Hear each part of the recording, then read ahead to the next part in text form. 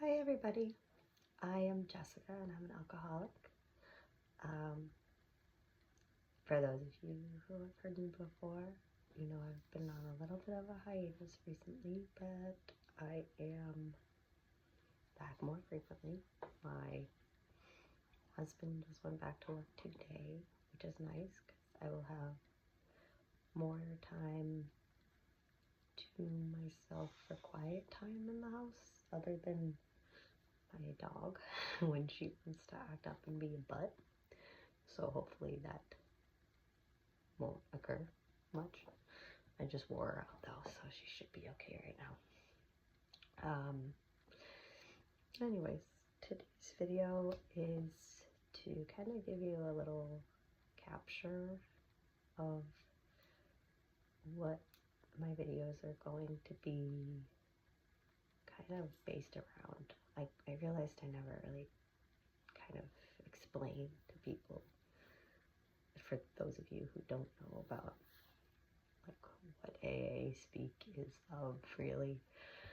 Yes, it's of my stories and things I know about AA and such, and anything that you want to hear, any questions you want to ask me, feel free. I will talk about anything. I am literally ultimately here to help, or just for anybody to listen. And sometimes you just need to hear somebody else speak and hear their story. Sometimes little bits and pieces of my story will relate to yours, and you just know that you're not alone. Or maybe some bits of my stories will be like, whoa, and you just realize that yours isn't as bad as mine, or, you know, everyone is different. Everyone has a different story. I'm just here to share mine and hopefully help someone along the way. If I help one person, I have completed my goal. So anyways, when someone speaks at AA, which I do a lot, you're supposed to share your experience, strength, and hope.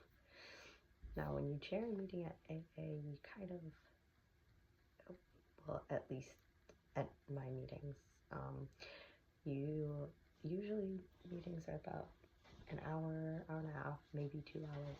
So you start the meeting by chairing, and then it can open up to a discussion if it's a discussion group, or if it's a speaker group, you know, maybe it's you and a couple other people speaking, or maybe you're speaking for the whole hour. But either way, your whole story doesn't usually fit in the time frame that you are speaking in, because if you're like me, who drank for 20 some odd years, 20 years-ish, my story doesn't fit in 15 minutes. That's 20 years smushed into 15 minutes. So my story is a lot more than that.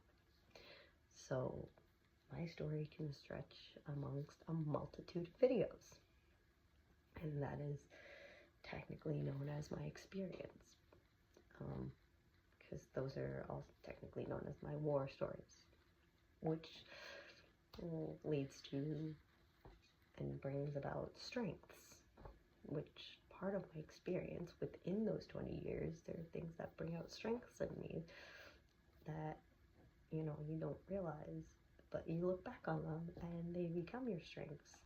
They drive you. And so that brings out things in yourself. And as most of you know, I also read tarot cards, and it takes a lot of strength to become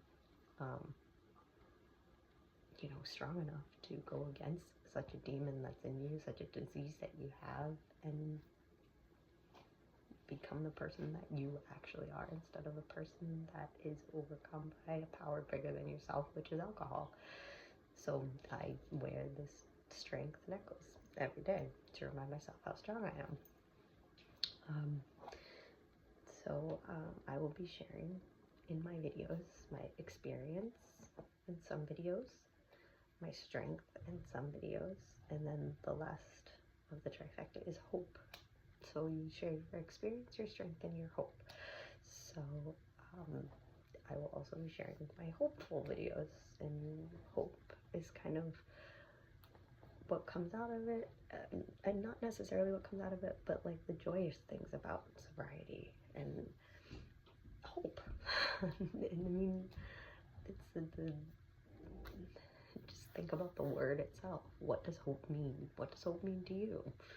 What does hope mean to you? My dog's name is Hope for the rightful reason. I adopted her 2 weeks before I went into rehab, and she is my hope. And I look at her face every day, and I know that she is a part of my recovery. She is part of my journey. She is my hope. Like I said, rightfully named. So yeah, you'll be hearing a lot about her because she is my hope. And so yes, so my videos will include my experience, my strength, and my hope. All of those together, and I'll try to label it which will be coming of each one, so you kind of get a grasp on what you're going to be hearing before you click on the video. But some may mesh together, because when you're telling a life story, it's kind of difficult to not. And some videos may repeat details, and some videos it may be like, well, where did that detail come out of the left field? Because I never know what details I've told, what I haven't. Because, like I said, it's a life story. Sometimes you forget a little detail. Sometimes you repeat details. It is what it is. But it is what has made the last 20, from when I was 15 to 35 of my life. And that was consumed with a lot of alcohol and a lot of ups, downs, twists, turns. There were goods, but you can't say it was all bad. Otherwise you wouldn't have done it. Goods and bads, and most ugly, but some pretties. So you'll hear my whole story, my experience, my strength, and my hope. So I'm sorry that I didn't really brief you on that part before starting telling my stories and everything. But I will be speaking more frequently now that I will have more quiet time to myself. Now that he's finally back to work. Nothing against my husband. I love him dearly. And he has been trying very hard to stay sober also. And I give him the utmost credit because I know that he fights a lot to stay sober. And I will support him in every which way and form that I can. Sometimes he feels like I push a little bit too hard with it because I am like the sober speaker one, where he's very introverted in that sense, but whatever works for him.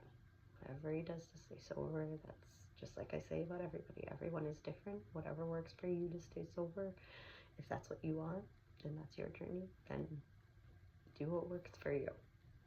And if I can help along the way, I'm happy to help. So until next time, everybody, I can't wait to see you. Take care.